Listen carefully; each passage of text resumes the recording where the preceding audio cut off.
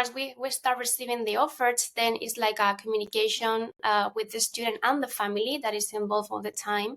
And then we help them to do a research about those options, because even though I have experience with many universities and I have contact with many of them, there's so many. So it's impossible for a person that works on this sector to know every single thing about every college and team in the US.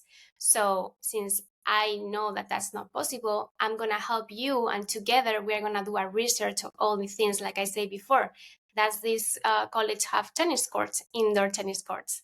Does it have like the mayor that you want? And then I don't know, many things, the little things that makes a difference, and also, for example, if the student doesn't want like a big college because he's more like an introvert and wants like a more like a small community, then we are gonna focus on that.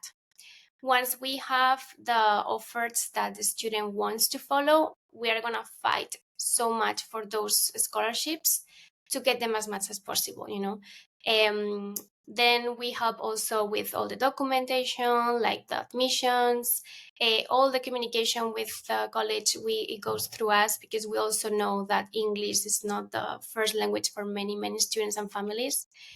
We help them to set up all the meetings so they can know them in like face to face. All the visa, that I know is sometimes is the most boring part of the process.